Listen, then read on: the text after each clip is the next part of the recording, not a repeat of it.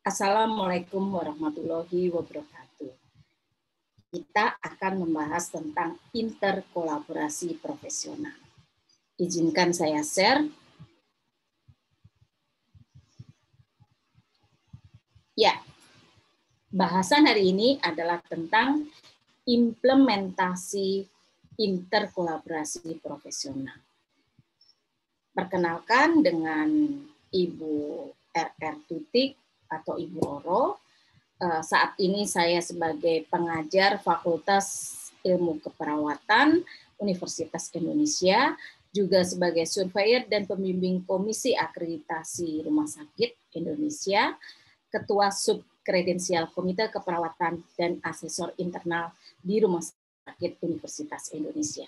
Silakan untuk mengenal, dibaca CV saya, dan kita masuk pada bahasan, yaitu 4 topik tentang konsep interkolaborasi profesional, manfaat interkolaborasi profesional, bagaimana mengembangkan alur klinis terintegrasi, bagaimana implementasi interkolaborasi dalam praktik.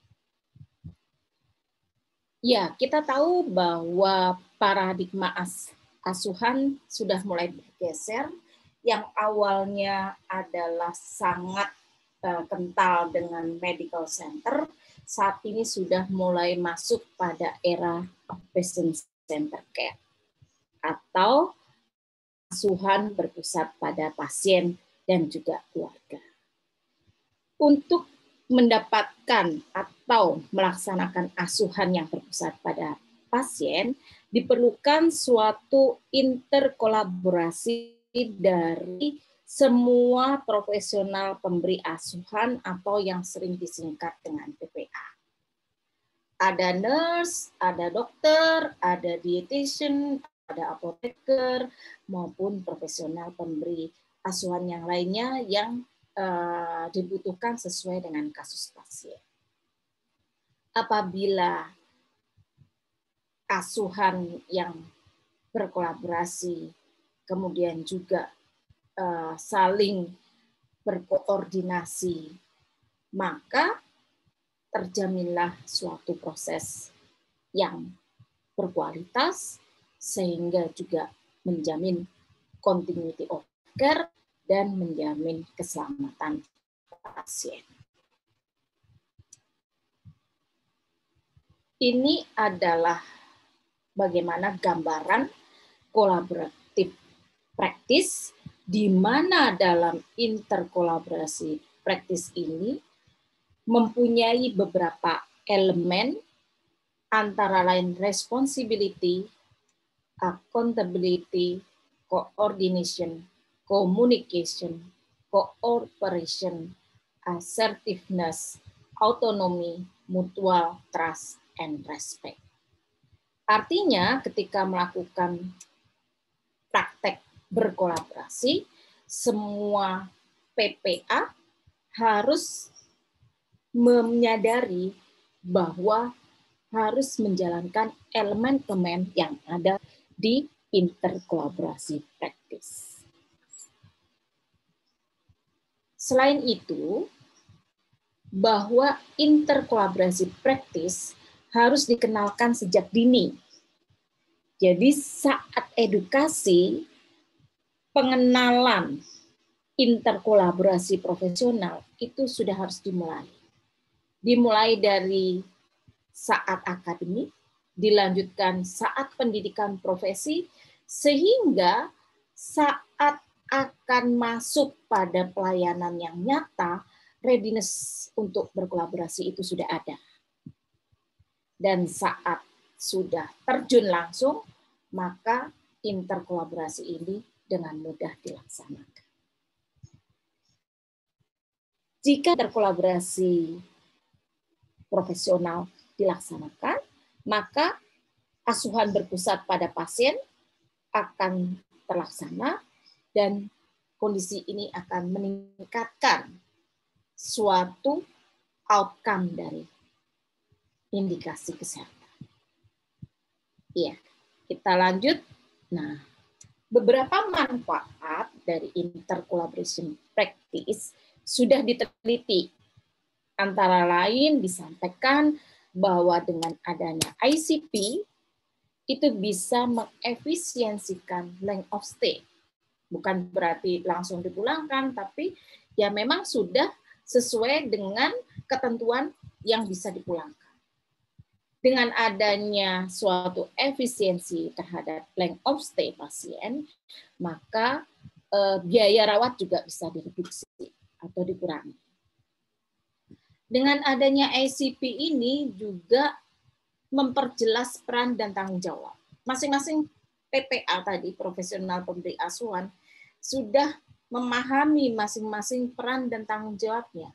Tinggal dikoordinasikan, tinggal dikolaborasikan, saling trust, mengetahui responsibility dari masing-masing profesi. Jika ini bisa dilaksanakan, maka komunikasi akan berjalan dengan baik. Dan apabila komunikasi berjalan baik antar PPA, maka akan ada suatu kesinambungan asuhan. Dan apabila terjadi suatu kesinambungan asuhan, maka akan meningkatkan kualitas pelayanan yang juga berdampak pada keselamatan pasien. Ya, kita tahu juga dampak dari ICP ini juga secara langsung meningkatkan kepuasan dari tenaga kesehatan dan juga dari kepuasan pasien.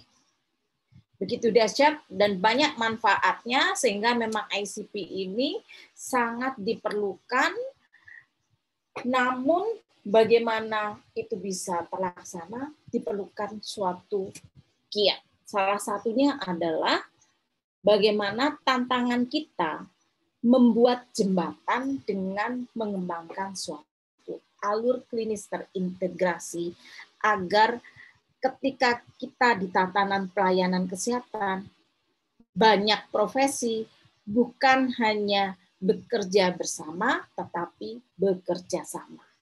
Itulah sebabnya perlu suatu tantangan pengembangan alur klinis terintegrasi. Ya, nah ini adalah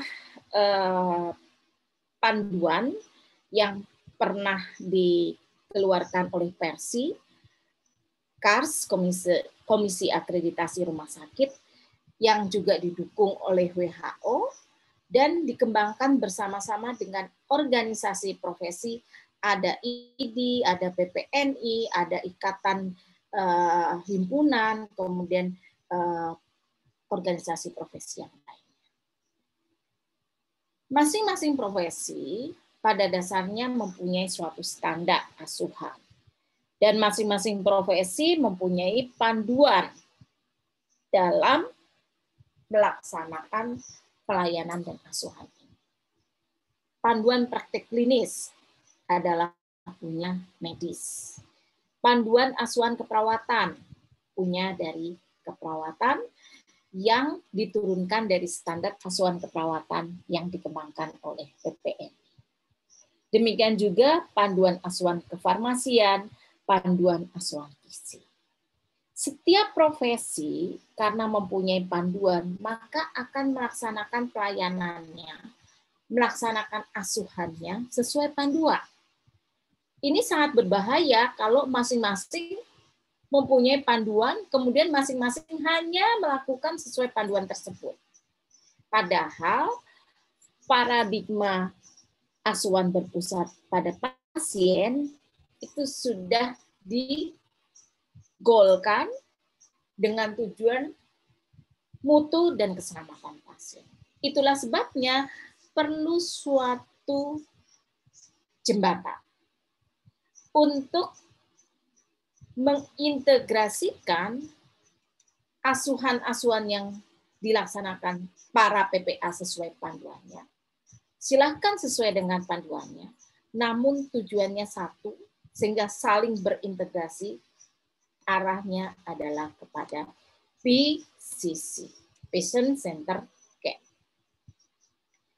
Kita lihat tahapan dari pengembangan alur klinis terintegrasi, di mana kalau berbicara tentang rumah sakit, maka rumah sakit akan membentuk suatu tim, di mana timnya ini adalah multidisiplin approach, profesional pemberi asuhannya ada dokter, ada nurse, ada gizi, fisioterapi, apoteker, dan juga bisa melibatkan organisasi profesi.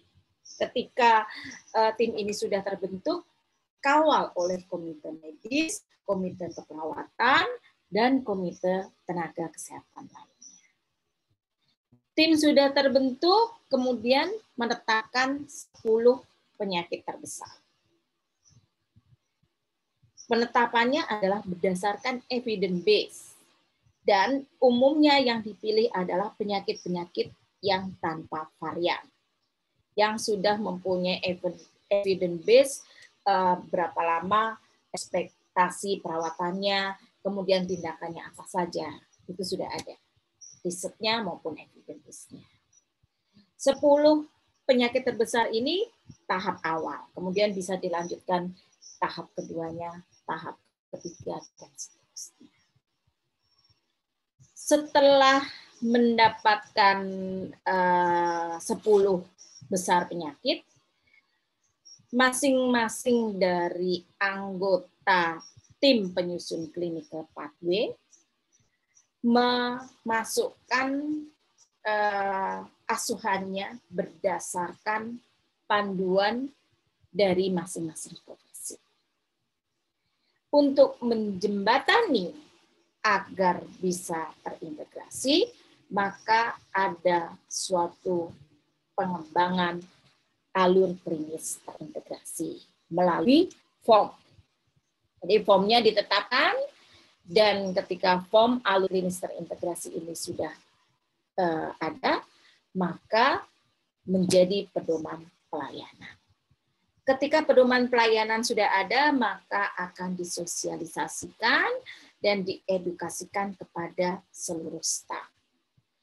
Untuk mengevaluasi kepatuhan dari alur klinis terintegrasi yang sudah ditetapkan, maka dilakukan supervisi dan evaluasi secara periodik melalui audit klinis. Audit klinis adalah suatu audit yang dilakukan bersama antar multidisiplin approach tadi. Jadi audit kliniknya juga dilakukan oleh medis, keperawatan, kemudian apoteker, gizi, dan profesi yang lain yang terkait asuhan. Nah, kita akan lihat dulu panduan praktik.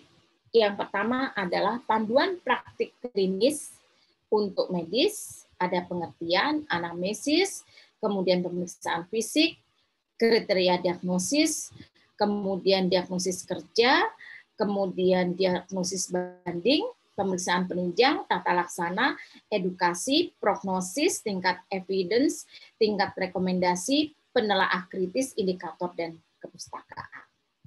Kemudian ini yang sebelah kanan adalah panduan asuhan keperawatan. Formatnya ada pengertian, asesmen keperawatan, kemudian diagnosis keperawatan, kriteria evaluasi atau nursing outcome, intervensi keperawatan, informasi dan edukasi, evaluasi, penelaah kritis, dan kepustakaan. Jadi ketika kita berbicara satu disease, maka masing-masing profesi ini memasukkan dari unsur panduan praktik klinik, kemudian unsur panduan keperawatan. Disease-nya atau kasusnya adalah sama. Demikian juga untuk gizi dan kefarmasian. Untuk gizi ada pengertian, kemudian asesmen, diagnosis gizi, intervensi gizi, monitoring dan evaluasi, reassessment, indikator, dan kepustakaan.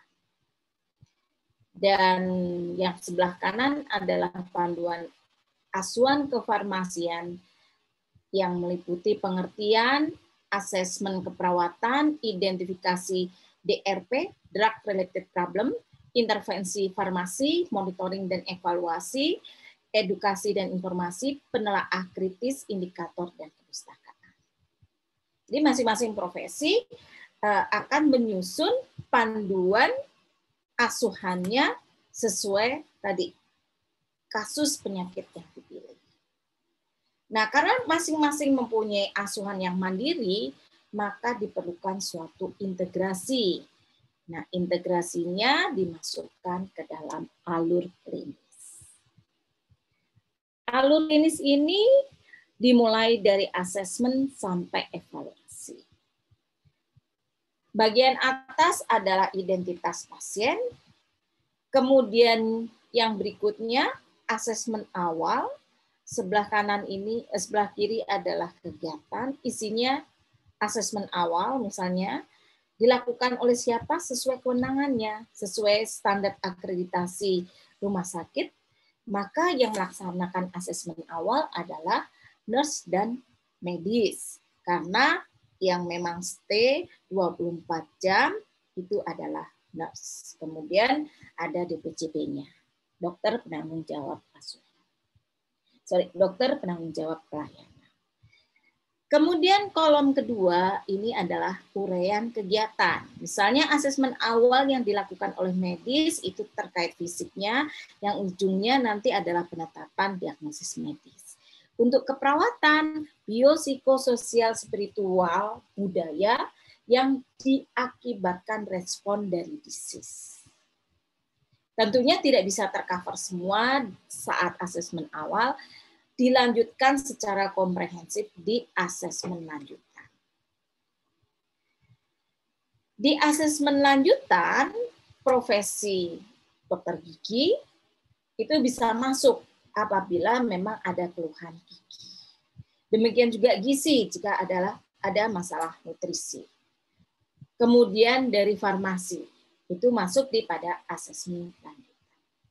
Setelah asesmen lanjutan akan ada analisis, di mana di alur klinis terintegrasi ini sudah memfasilitasi profesi yang menetapkan diagnosis tidak hanya medis, tetapi ada diagnosis keperawatan dan ada diagnosis gizi. Setelah ditetapkan diagnosis gizi, maka ada intervensi berupa edukasi terintegrasi, kemudian juga terkait intervensi kedokteran, ada terapi medikamentosa, infus, obat, oral, dan sebagainya. Kemudian intervensi dari nurse. Kita kenal ada panduannya SCIKI. Standar Intervensi Keperawatan Indonesia. Kemudian ada intervensi gizi, ada intervensi kefarmasian. Selanjutnya di dalam intervensi ini juga termasuk monitoring dan evaluasi apa saja yang harus dilakukan dari masing-masing profesi. Kemudian kita masuk lanjutannya. Masuk pada intervensi yang terkait mobilisasi atau rehabilitasi, kemudian masuk pada outcome. Outcome ini adalah untuk mengevaluasi dari intervensi yang dilakukan, keberhasilannya, kriterianya seperti apa. Dan yang berikutnya adalah untuk perencanaan pulang dan ringkasan pulang. Dalam menetapkan kegiatan, masing-masing mempunyai standar. Misalnya kalau untuk medis, diagnosis standarnya ada ICD, International Classification Disease. Untuk nurse ada untuk internasional NANDA. Di Indonesia ditetapkan dengan SDKI, Standar Diagnosis Keperawatan Indonesia. Gizi demikian juga, kedokteran gigi demikian juga. Kemudian kefarmasian itu mungkin ada yang terkait problem, sebutannya tidak diagnosis. Nah, selain kegiatan, ini ada kolom tentang hari. Hari ini adalah ekspektasi suatu penyakit targetnya bisa pulang itu berapa hari. Penetapannya berdasarkan evidence base. Jadi hari ini nanti akan dibagi kegiatannya. Misalnya asesmen awal itu hanya dilakukan di hari pertama. Pemeriksaan laboratoriumnya dilakukan di hari pertama. Pemeriksaan lanjutan itu 1 kali 24 jam. Intervensinya dilakukan hari pertama, kedua, ketiga, keempat, dan seterusnya. Kolom berikutnya adalah kolom keterangan. Yang nanti jika ada hal-hal khusus yang perlu ditambahkan, keterangannya bisa dimasukkan di sini. Ketika alur klinis ini sudah ditetapkan, alur klinis pertama itu menjadi pedoman. Sehingga ketika pelayanan, semua profesi yang memang sudah menetapkan kegiatannya di masing-masing tahapan asuhan harus mematuhi. Sehingga perlu dilakukan suatu evaluasi. Umumnya dilakukan supervisi. Untuk nurse itu dilakukan supervisi oleh head nurse-nya. Di kedokteran ada DPJP-nya. Dan secara reguler itu dilakukan evaluasi secara periodik yang disebut tadi yang kita kenal dengan audit klinis. Kenapa bukan audit medis? Karena yang melakukan asuhan bukan hanya medis, tetapi interkolaborasi. Sehingga yang dilakukan audit juga PPA, profesional pembimbing asuhan. Nah, kita masuk pada implementasinya. Apa sih kegiatan nyatanya saat interkolaborasi? Yang pertama adalah dirawat inap. Jika ada pasien datang, tadi sudah disampaikan, dilakukan asesmen awal oleh nurse dan medis. Kemudian dilanjutkan dengan menetapkan diagnosis medis dan diagnosis keperawatan. Kemudian dari diagnosis ini ditetapkan kriteria, tujuannya apa yang akan dicapai, berapa lama akan dicapai, termasuk di dalamnya hari rawatnya kira-kira berapa. Untuk masalah ini akan tercapai di hari keberapa. Itu ditetapkan di tujuan.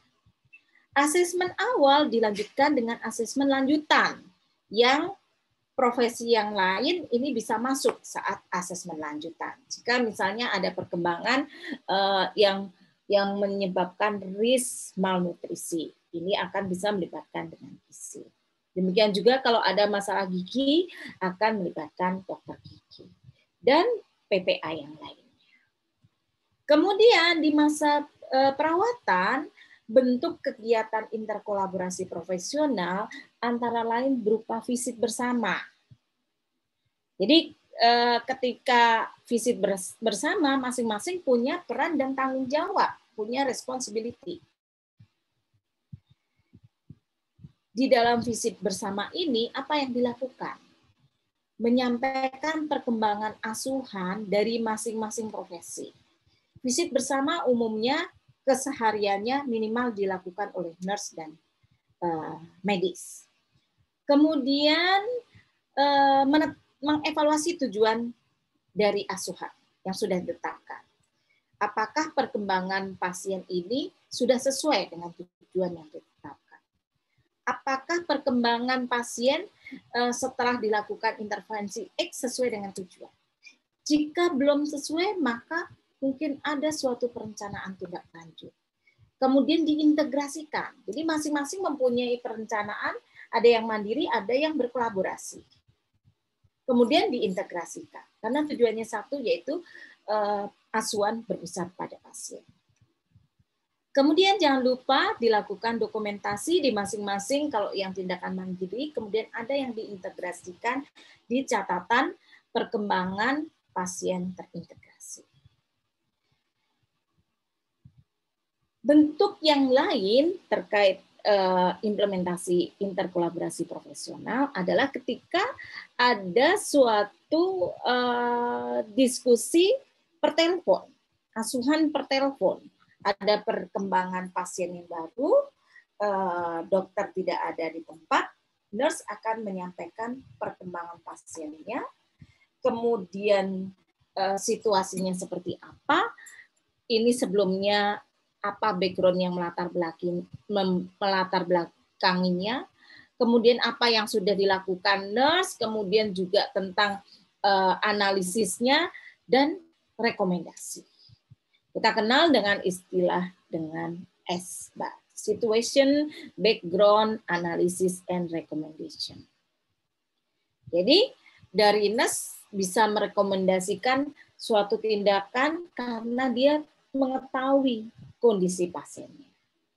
Kemudian dari dokternya pun bisa melakukan rekomendasi secara medis untuk yang kolaborasi bisa disampaikan dengan nurse agar dilaksanakan. Jadi juga bisa memberikan rekomendasi, medis juga memberikan rekomendasi dari sisi kewenangan masing-masing profesi. Ya, kita lanjut. Bentuk kolaborasi yang lainnya adalah edukasi terintegrasi, perencanaan pulang terintegrasi, semuanya saling berkesinambungan dan semuanya didokumentasikan. Kemudian ada juga bentuk interkolaborasi yang besar ketika bedside round atau ronde bersama kasus. Ini bisa melibatkan tidak hanya nurse dan dokter, tapi juga melibatkan gizi, social worker, kemudian juga farmasi, termasuk dipimpin oleh head nurse-nya yang mengkoordinir. Kemudian bentuk kolaborasi yang lainnya adalah ketika lebih ke arah manajemen tentang evaluasinya, audit klinis terintegrasi bersama, kemudian program perbaikan berkelanjutan terintegrasi, riset bersama, menerapkan evidence-based practice, serta mengembangkan program inovasi terintegrasi. Nah, ini kegiatan aplikasinya di rawat jalan. Kita tahu di rawat jalan spesifikasinya agak berbeda, di mana banyak pasien, waktu terbatas, harus manajemen timing yang tepat untuk tetap menjaga adanya interkolaborasi. Sama ketika pasien datang, maka dilakukan asesmen baik oleh nurse maupun dokter sesuai masing-masing ranahnya. Kemudian ditetapkan diagnosis medis dan diagnosis keperawatan. Setelah masing-masing menganalisis, ditetapkan tujuan dan rencana asuhan terintegrasi. Mengingat pasien-pasien rawat jalan setelah mendapatkan asuhan pulang, maka dari dokter menyiapkan bagaimana dia harus tentang pengobatannya, dari keperawatan, bagaimana perawatan di rumah, sehingga pasien dan keluarga mampu mengelola kesehatan. Jika diperlukan asesmen lanjutan, ada perkembangan yang harus dikoordinasikan pada profesi yang lain, bisa berkolaborasi dengan gizi, apoteker, dokter gigi maupun PPA yang lain. Di IGD pun, di rawat jalan pun juga ada asuhan mandiri dan asuhan terintegrasi, asuhan kolaborasi. Misalnya yang mandiri adalah tentang pemenuhan ADL, misalnya terkait bantuan ADL, misalnya perawatan telinga, kemudian perawatan luka, itu bisa dilakukan oleh nurse secara mandiri. Untuk tindakan-tindakan invasif, maka dilakukan oleh medis, kemudian nurse akan menjadi advokat bagi pasien dan keluarga. Jadi secara bersama-sama dilakukan. Edukasi pasien dan keluarga juga bisa dilakukan sesuai masing-masing kewenangannya. Kemudian setelah tindakan atau asuhan harus dilakukan dokumentasi. Kalau pasca asuhan terkait audit klinis, program perbaikan berkelanjutan terintegrasi, riset bersama, evidence-based practice, dan program inovasi terintegrasi sama dengan dirawat inap. Ini di IGD juga mempunyai spesifikasi yang agak berbeda, di mana dimulai dari triase. Di triase juga kerjasama antara nurse kompeten dan juga dokter yang kompeten. Lanjut ketika sudah ditetapkan di area kuning, hijau, atau merah, maka dilakukan asesmen awal oleh nurse dan dokter. Dilanjutkan sama menetapkan diagnosis medis dan keperawatan, tujuan dan rencana asuhan juga terintegrasi karena di IGD punya durasi waktu tertentu. Setelah itu apakah keputusannya ditransfer ke ruangan ataukah ke OK ataukah dirujuk atau yang force emergency pula. Maka asuhannya memang lebih difokuskan kepada asuhan kegawat darurat. Di asuhan kegawat daruratan juga ada yang secara mandiri dilakukan oleh masing-masing profesi, juga ada yang kolaborasi. Semuanya dikoordinasikan untuk asuhan yang berpusat pada pasien. Dan jangan lupa juga harus ada dokumentasinya. Untuk yang pasca asuhan itu sama, ada audit klinis, program perbaikan berkelanjutan yang terintegrasi, riset bersama, evidence-based practice, dan program inovasi yang terintegrasi. Ya, ini adalah salah satu video yang menggambarkan bedside round handover. Kita coba ya untuk memplaynya.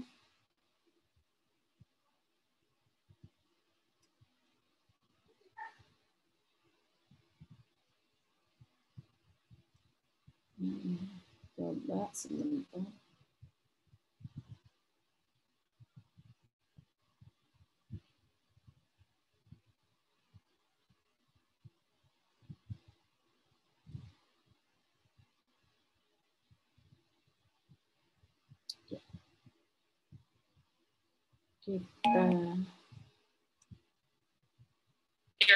There's a lot of sebentar.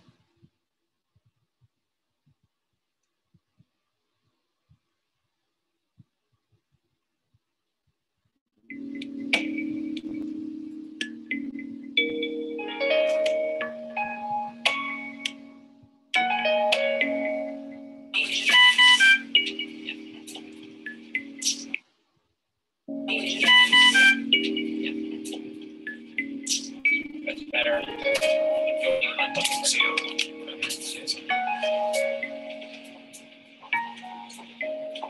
Morning, folks. Morning. Mike Benninghoff, one of the ICU doctors. Ini Nice to meet you. This is tim part of the healthcare leadernya team here. Hi, I'm Lauren, one of the physician assistants. menyampaikan tujuan dan juga memperkenalkan dari anggota tim. Hi, I'm Michael, I'm the respiratory therapist. Hi, I'm Respiratory therapist. I'm Jamie, I'm a nurse, of course. I'm Donna Casey, I'm the nurse manager of the intensive care nurse unit. manager, Nice to meet you. Hi, I'm Rosemary, a dietitian. dietitian. What we're going to do now is discuss your dad's care here in the ICU, what happened and how he ended up here and how we're going to try to make him better. Okay? Please feel free to ask any questions or interject any comments during Lauren's presentation. So this is Mr. Gervais. He's a 79-year-old male with a history of thyroid carcinoma, originally diagnosed in 2006. We had a thyroidectomy as well as ablation, which reoccurred in April of 2009 in his thyroid as well as his lung. Also has a history of diabetes, OSA, paroxysmal atrial fibrillation, hypertension, bladder cancer, status post of TERP, and BCG.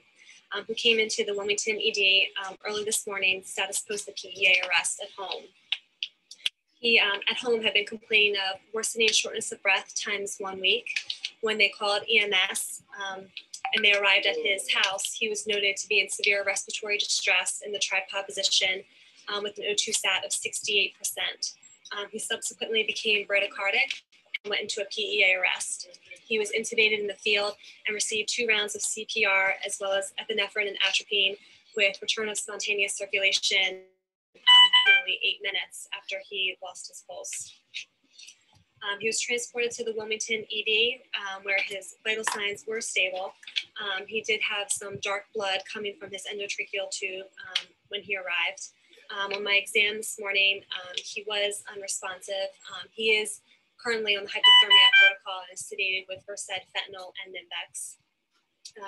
In terms of his lungs, he had some scattered bronchi. His heart, normal S1, S2. His abdomen was benign. He had 1+ pinning edema bilaterally.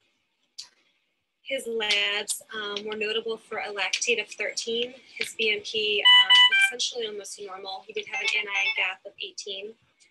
His first set of cardiac enzymes were negative. His most recent ABG showed a pH of 7.33, a PCO2 of 42, and a PO2 of 146, and that was on these current ventilator settings. He has blood and urine cultures that are pending. His initial UA didn't look to be infected. He had an EKG done in the emergency department, which showed sinus rhythm, didn't have any signs of ischemia. He had a chest x-ray, which showed a left lower opacity, which I think you might have on your computer. Okay. We're going to talk about some of this imaging, and then I'm going to ask you guys a few questions, okay? Based on what you've heard from Lauren, what kind of differential diagnosis can you generate using this chest x-ray? So if you look right there, he could definitely have a pneumonia. I agree. He could have a pulmonary embolus. I agree with both of you. I think that pneumonia, PE, and CHF are all on the list of differential diagnoses. Let me ask you a few questions about how he was a week or 2 weeks before he was found pulseless. Did he have any chest pains? No, not that I'm aware. How was his activity level? Not very active. The past couple of months, we've noticed him slowly decline in activities. He really just slept a lot during the day, either in bed with a CPAP machine or just in front of the TV in the recliner. He didn't drive anymore, and he was tired in the past week. He was short of breath, coughing a lot. We were concerned, but he went to the doctors and said, "Oh, everything's fine." So, and he could go up and down a flight of stairs. He had a lot of difficulty. Ya, When kita he was lihat coughing, was there saat anything that was bedside productive about his route cough? ini Or is it kinda melibatkan dry? It was pasien. dry. It was dry, and he had Karena pasiennya speaking. tidak It's hard to hear sadar, his voice maka sometimes. He had to speak pelibatan louder. But if he keluarga. tried to speak louder, it seemed like he was giving a lot of energy, trying to use a lot of energy just to speak loud. Had he had fevers or loss of appetite? Not that I'm aware of. No. Okay. Do you have any questions so far about what we've reviewed, or do you want to add anything to the presentation? When he was 17, he had lung TB. When he was 21, he had kidney TB, and they removed his right kidney at that time. And this was in Europe. And then about the thyroid cancer. Mm-hmm. Okay. Lauren, what else? So just to review our plan for the day, so neurologically, status post cardiopulmonary arrest. He's on hypothermia Ini tentang protocol, which will rencana. continue for 24 hours. Berikutnya, Possible neuro consult when it's finished. Pulmonary arrest, we're going to work up different etiologies. Possible pneumonia, his cultures are pending. He's on empiric antibiotics. For a workup for a PE, he does have Dopplers of the lower extremities pending. Would you also like to do a perfusion scan? I think it's very reasonable. Otherwise, to work up for possible CHF, we're trending his cardiac enzymes. We're going to check an echo. And from a GI and renal standpoint, there are no active issues. Jamie, as his nurse, what would you like to add to Ini what adalah Lauren mentioned nurse, so far? Anything you might register sign out nurse that yang had happened that menyampaikan was unusual? Well, as Lauren said, perkembangan di saat he is on the dinas malam. hypothermia protocol, so he's on Nimbex. Pupils are 1 and non-reactive since he's been in the ICU. He has had a lot of copious tan secretions. There is a culture pending, so we're waiting for that. Otherwise, he's synchronous on the vent. Is covered pretty adequately with sedation and pain coverage. Excellent. Michael, he mentioned secretions are thick, but do you think it's impeding the ability for the machine to oxygenate or ventilate him? No, we're just going to maintain him on current settings. We have the ventilator humidified, and we're using Mucomist for the secretions. Jackie, from a pharmacy standpoint, what kind of medications that we are using here? Maybe should we eliminate or change doses of them? Well, being the fact that he's on the hypothermia protocol, he is on the fentanyl drip. So maybe to see if the nurses can try to titrate that down. And what recommendations do we have from nutrition? We've been able to start the tube feedings. You may want to start with trickle feeds with an isotonic formula. Dietitian? I'll have the recs in the chart when you need them. Thank you. We've talked about the variety of things here on rounds that can cause your husband's heart to stop. A lot of times we treat multiple disease processes and sort out and rule out what life-threatening conditions exist or not. So it could take some time to get to the bottom of what caused the problem. In the meantime, he's quite stable right now, and we're encouraged by some progress that he's made. He's not in any pain, is he?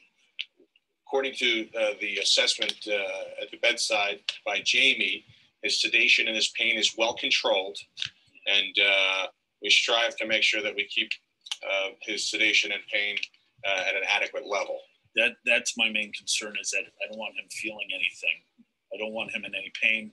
And as I grew up, he and my mother and I always talked about what their wishes were in this time.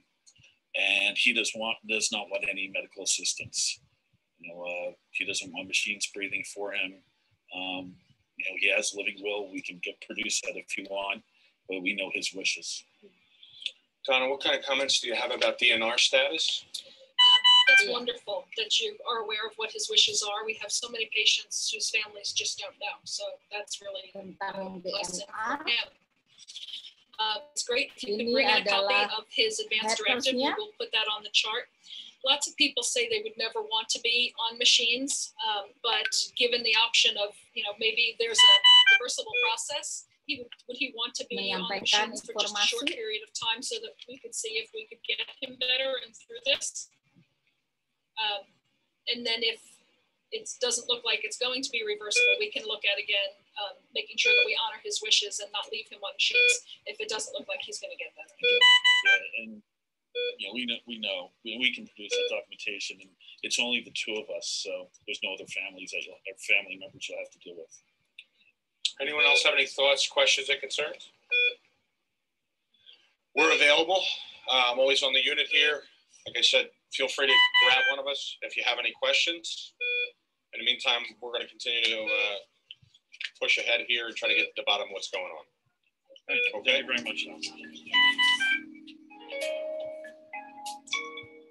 Oke, sangat luar biasa. Ya, sangat luar biasa dari implementasi bedside round yang dilakukan multidisiplin approach. Setiap profesi mempunyai peran dan tanggung jawab. Kita lihat semuanya berperan, dari mulai medis, kemudian juga dari nurse, RN-nya, register nurse, dari gizi, farmasis, sampai kepada nurse manager-nya. Dan di saat proses bedside round ini, terlihat bahwa tim leader melibatkan keluarga.